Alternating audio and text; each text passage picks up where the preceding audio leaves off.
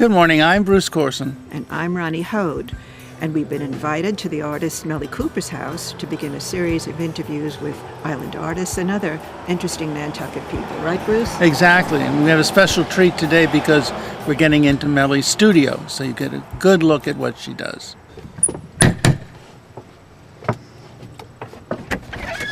Hey, how are you? Mellie, good to see you. Come on in. May we come? Yes.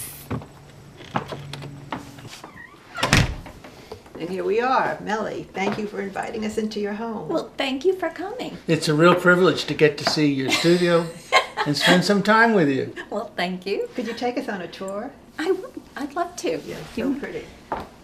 Living room. Pretty. You have an artistic sense of decoration, you know. Thank you.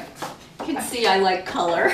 I mean, a peanut None butter of the minimal white or... A peanut butter and jelly sandwich would be delicious here because of No, how we pretty only this allow is. that outside. Okay. I've been through that for the last 3 weeks. She's had her grandchildren here for 3 weeks. And this is the family room. Soft, beautiful colors. Thank you. This is a painting which I'm especially fond of because it was done by my daughter's best friend who was in her wedding, and she won the Pew Award. And right after that, this is a portrait of my son and daughter in our last house here on Nantucket. And right after that, she was tragically killed in a horrible accident. No. I know, it was horrible. But it's such a wonderful picture. It is great. This is another one of my paintings right there. That's exquisite, the colors Thank you. and the shells. It's so soft and comfortable.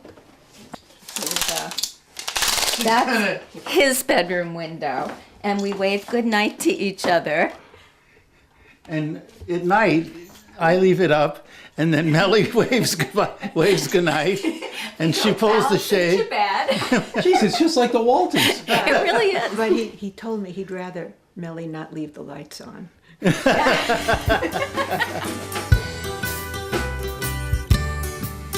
And now, this is where the magic happens. Mellie's studio. Mellie, tell us how you began all this, your artistic signature, because your paintings aren't what they appeared to be at first. Well, they are trompe l'oeil, they are full the eye, and part of that was it was built in to create a relationship between the artist and the viewer. So I'll tell you a little bit about the process. What I do is I create what I call a mother mold, which is what I want the relief to look like when I'm finished. I then make a secondary mold or a negative mold out of latex so that it's flexible because I'm doing touch soft materials. Yeah. Okay. You then pour paper pulp, it looks like this, and pour it into the molds. And I do the whole thing. I couch the water out from the top, and then when I'm done, I pull the piece of paper. It's fit in the mold like this, and I pull this out and turn it over so that I then have the positive form. So it's mother mold, negative, which is positive, the negative mold, and then I get my piece of paper.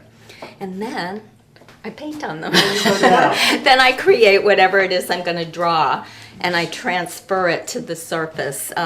It's very unforgiving. It's very unforgiving. I can't make a mistake on the finished thing because feel it, it's like tissue. And see, this is an example of what it looks like when it's done. When it's painted. When it's painted, that started out there, and then it comes to here. So you get a real sense of fooling people all the time, trompe l'oeil. And how But the exquisite- shells look real. How exquisite is that? Tell us why Nantucket, and I know because of our great friendship and your attachment to Nantucket, why you picked this place and the Nantucket subjects. What brought you here?